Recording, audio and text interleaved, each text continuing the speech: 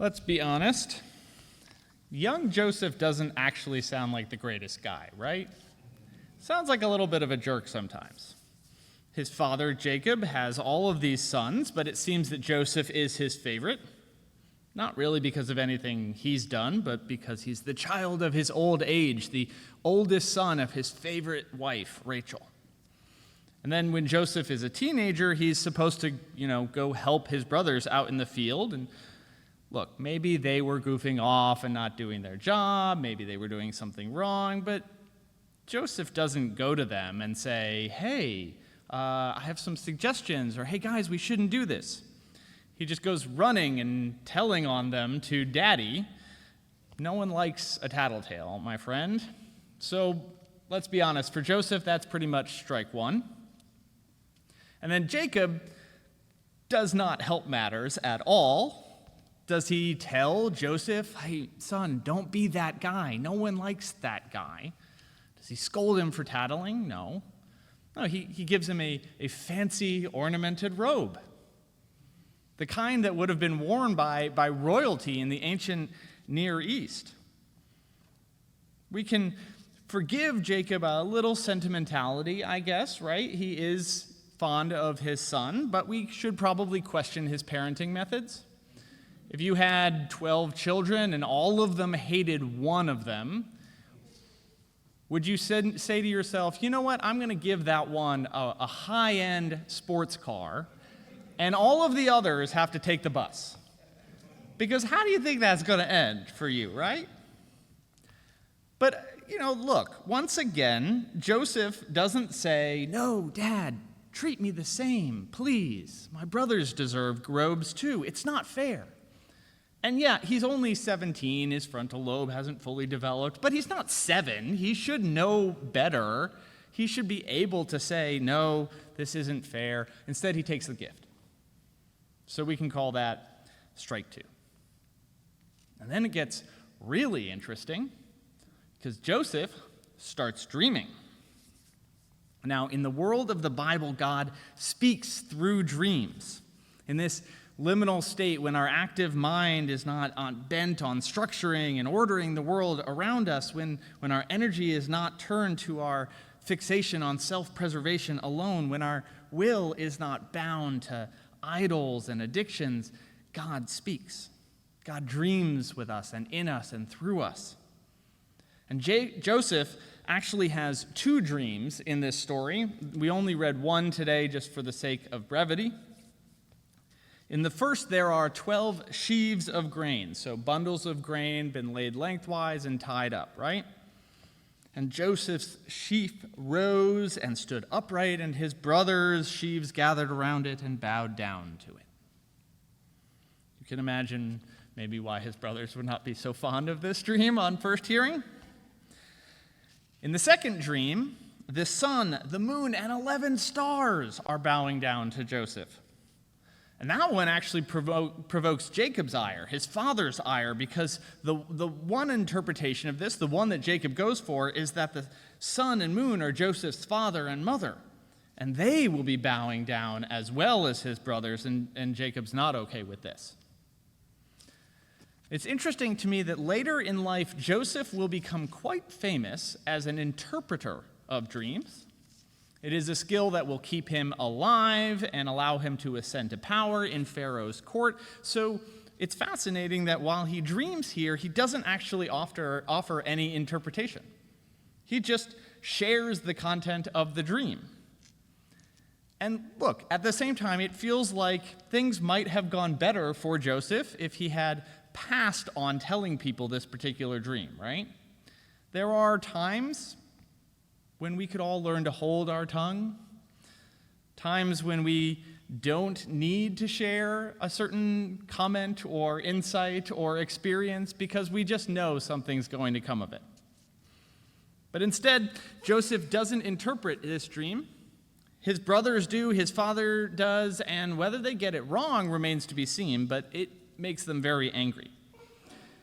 They could have listened to these dreams and said, okay, so clearly some situation will befall us, and we will need Joseph's help, and so we will go to him, beseeching him for his aid. Maybe we should put aside our petty grievances and be true brothers to him because, this is looking into our future.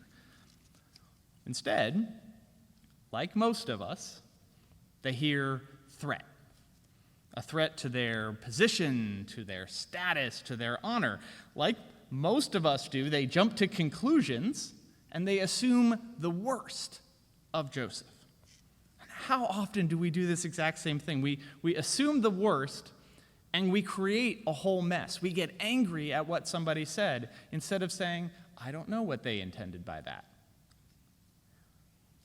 We don't give people the benefit of the doubt, and then we end up in situations of conflict and tension.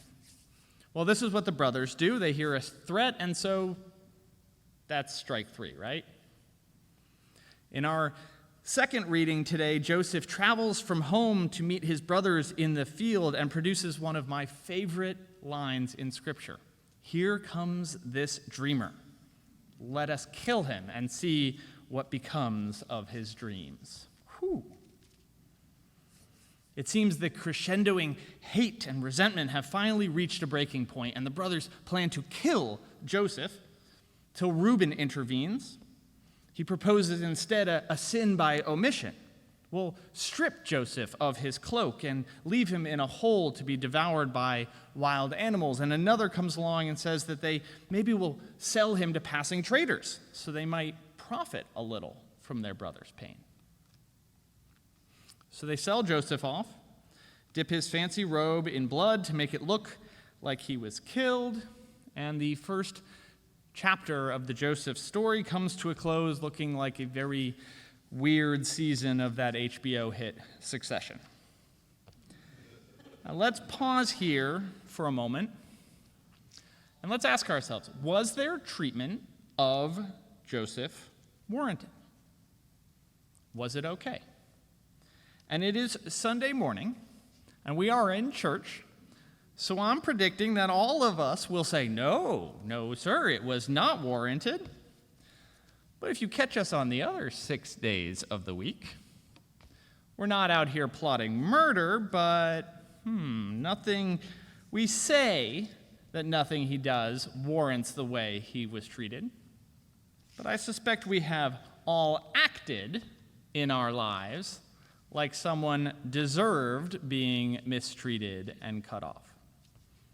We're not plotting conspiracy to kill someone, but to take the troublesome person, the one you hate, the one who's always causing problems, the jerk, the spoiled brat, the one who's a know-it-all on the work conference call, maybe the one you call a dreamer who disrupts your sense of security and your peace, and you just say, let's get rid of this guy.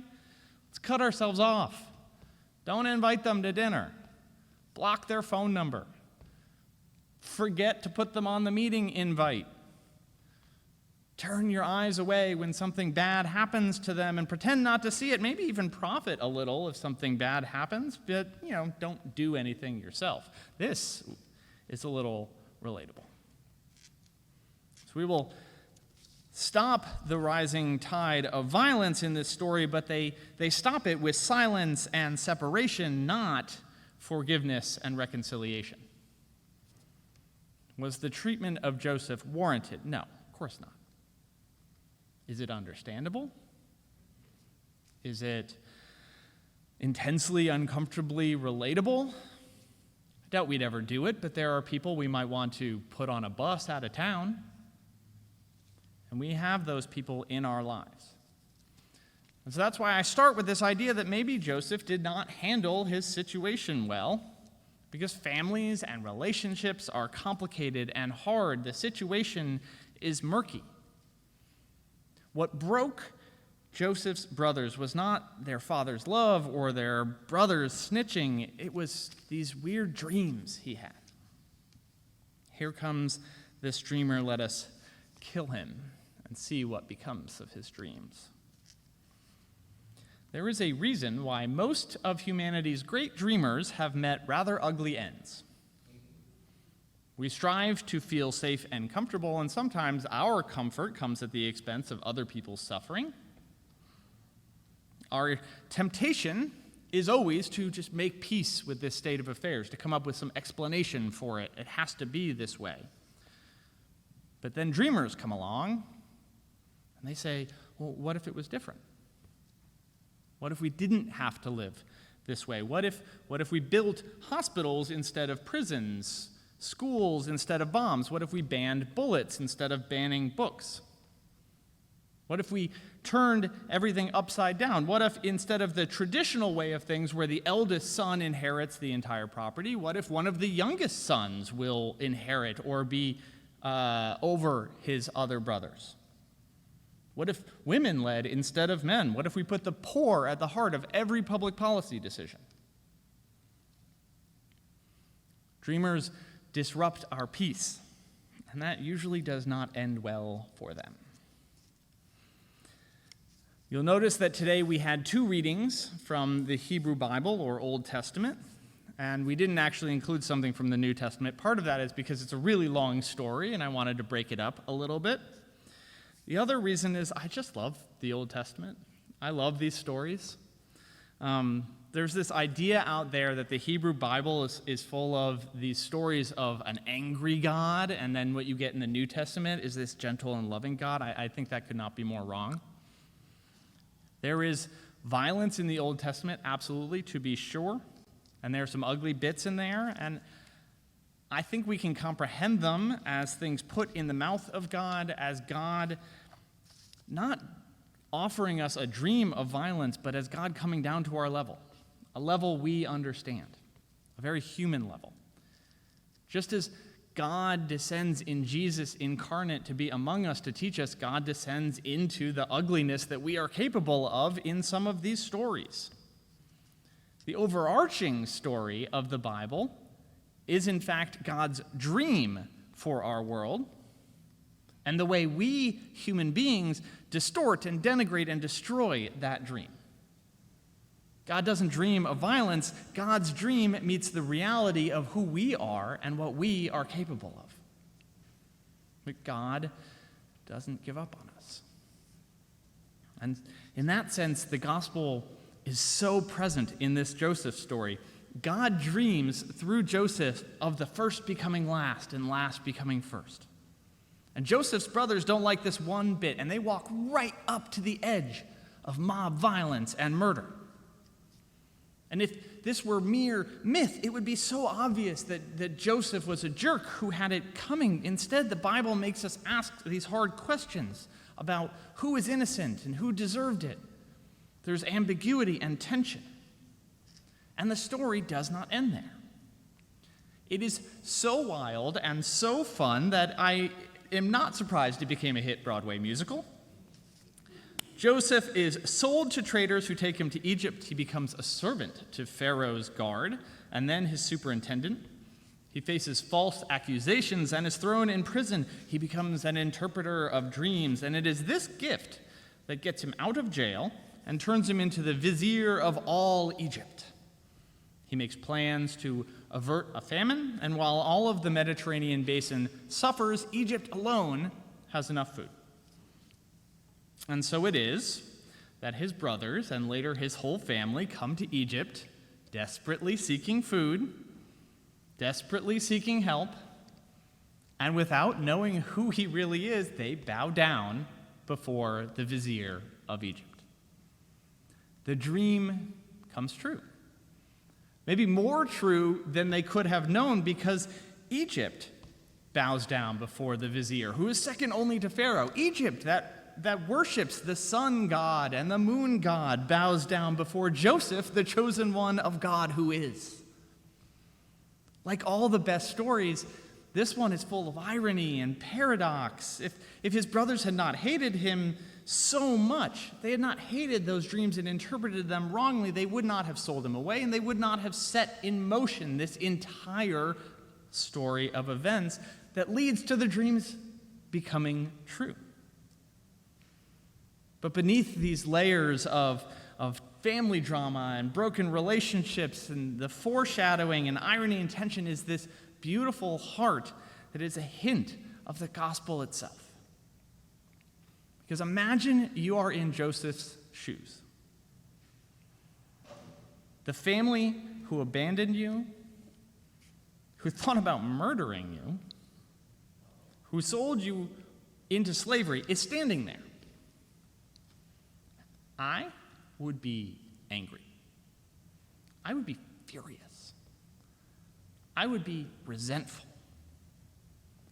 But Joseph somehow does not offer them resentment. There's no revenge, there's no vengeance, there's no eye for an eye, and all the things we expect. Instead, he offers them grace. He tests them to see if they had learned from their mistakes, and he weeps with joy when he realizes they had grown as he had. So he feeds them.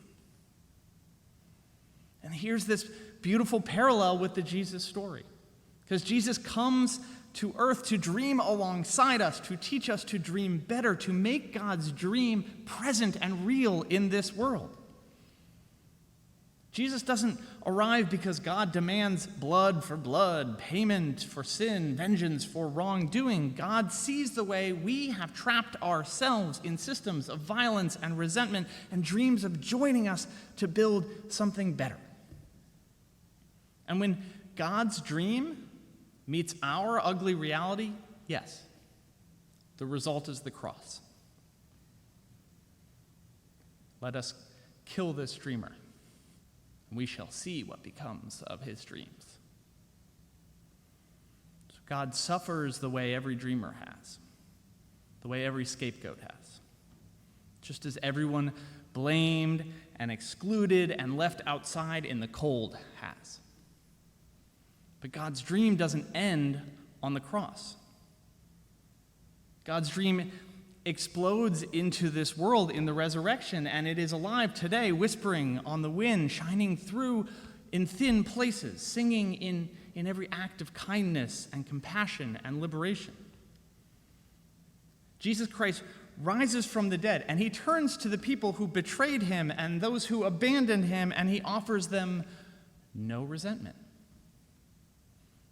No vengeance, but forgiveness, courage, nourishment in a time of famine, reconciliation after heartbreak, fresh starts after bad mistakes.